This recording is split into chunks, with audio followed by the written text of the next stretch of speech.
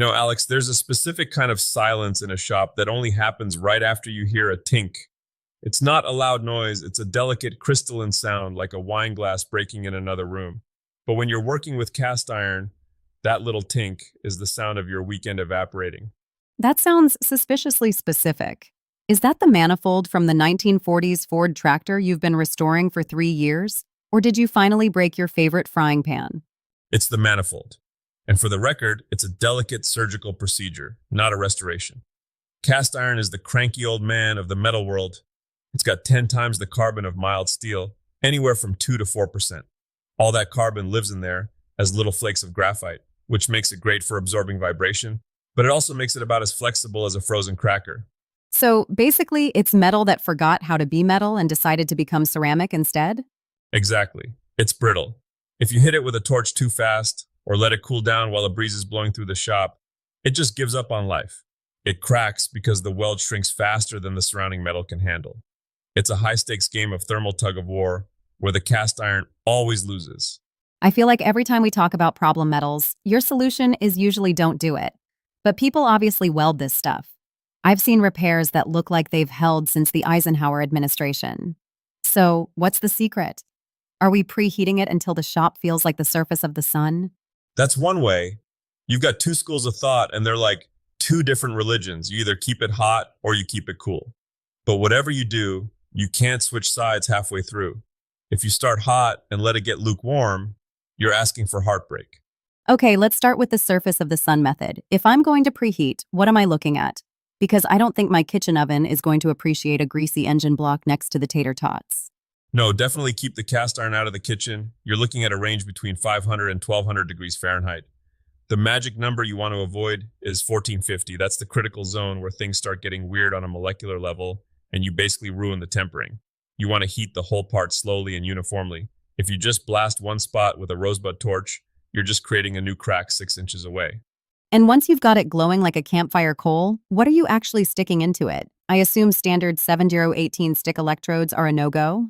You can use steel rods like Lincoln Ferroweld if you don't care about ever machining that part again, and you want the weld to rust at the same rate as the rest of the casting. But usually, if you want a repair that actually behaves, you reach for the expensive stuff. Nickel.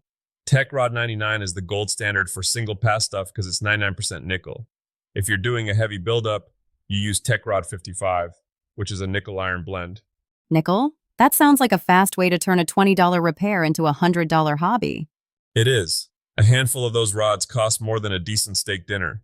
But nickel is ductile. It stretches while the cast iron stays stiff. It's the peacekeeper in the relationship. I noticed you're not just jumping in there. You're grinding a massive canyon into that crack. Is that just for fun, or is there a reason we're removing half the metal? You've got to get deep. If you just smear a weld on top, it's like putting a Band-Aid on a broken leg. You want to V out the crack, and honestly, cleaning is the part everyone skips. Cast iron is porous. It's like a sponge for 50 years of oil, grease, and mystery fluids. If you don't grind back to bright, clean metal, your weld is going to look like carbonated soda. Just bubbles and disappointment. Okay, so we've cleaned it, we've V'd it out, and we've roasted it in the preheat. Now you start welding. Do you just run a 6-inch bead and call it a day? Absolutely not. That's how you hear the tink. You do short runs, maybe an inch at a time, and then, while the weld is still red, you take a ball peen hammer and you lightly tap the weld bead. It's called peening. Wait, you're hitting the weld with a hammer while it's hot? Isn't that the opposite of being gentle with brittle metal? It feels wrong, doesn't it? But you're actually mechanically stretching the weld metal.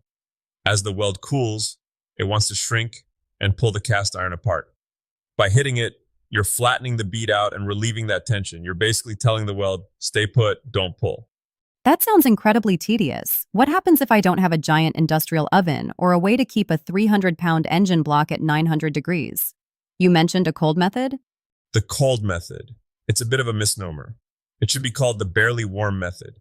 You keep the casting at about 100 degrees, basically just warm to the touch. You lay down a tiny weld, maybe half an inch, and then you stop. You wait until you can put your bare hand on the metal comfortably before you start the next bead. So, a 10-minute weld job takes 4 hours? If you're lucky. I once repaired a cracked housing on a wood splitter using the cold method. I'd do one stitch, go inside, have a cup of coffee, watch the news, come back out, do another stitch. If you get impatient and try to just finish it up, the heat builds up, the stress accumulates, and tink, you're back to square one, but now with a ruined piece of nickel in the way. It sounds like welding cast iron is 10% skill and 90% psychological warfare against your own impatience. You're not wrong, and the cooling process is the final boss. When you're done with the preheat method, you don't just put the torch down and walk away. You bury that part. I keep a bucket of dry sand just for this. You drop the hot part in the sand, cover it up, and leave it until tomorrow. Or you wrap it in a heavy insulating blanket. You want that heat to bleed out as slowly as humanly possible. Like a slow cooker for metal. Exactly. If the air hits it too fast, the outside shrinks faster than the inside, and you're right back in Crackville, population U. So, what about other problem metals? Everyone talks about cast iron, but what about the stuff people find in their garages that looks like metal, but acts like a nightmare? Like pot metal or that weird magnesium alloy you see on old chainsaws? Oh man, pot metal or zinc die-cast is the devil's work. It has a melting point so low that by the time you see it start to get shiny, it's already a puddle on the floor. Most of the time, I tell people to reach for the specialized brazing rods for that. Don't even try to weld it in the traditional sense. And for the DIYer who's listening to this and thinking, I have a MIG welder and a dream, is cast iron even an option? Or is this strictly a stick welding game? You can MIG it, but you need the right wire. You can get flux cord wire specifically for cast iron, or use a high nickel MIG wire, but it's finicky. The shielded metal arc, good old stick welding, is usually the best bet because the flux helps manage the impurities and the nickel rods are more readily available for a one-off repair.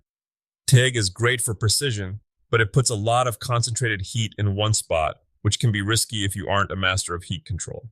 It sounds like the takeaway here is that cast iron isn't impossible, it's just demanding. It requires a level of respect that mild steel just doesn't ask for. That's the perfect way to put it. Mild steel is a golden retriever. It's happy to see you, it's very forgiving, and it'll try to work with you even if you're doing a bad job. Cast iron is a Himalayan cat. It has very specific requirements, it doesn't care about your feelings, and if you don't follow the rules, it will leave you. Well, I think I'll stick to my golden retriever projects for now. But next time I hear a tink in the shop, I'll know exactly who to call to help me bury a tractor part in a sandbox. Just make sure you bring the good coffee. We're going to be waiting a while for it to cool down. The big lesson today, folks, whether you're keeping it hot or keeping it cool, consistency is your only friend when the carbon is high. Don't rush the prep, don't skimp on the nickel, and for heaven's sake, keep the hammer handy for peening. And maybe just buy a new frying pan if it's Lodge. It's cheaper than the nickel rods. Fair point. See you next time in the den.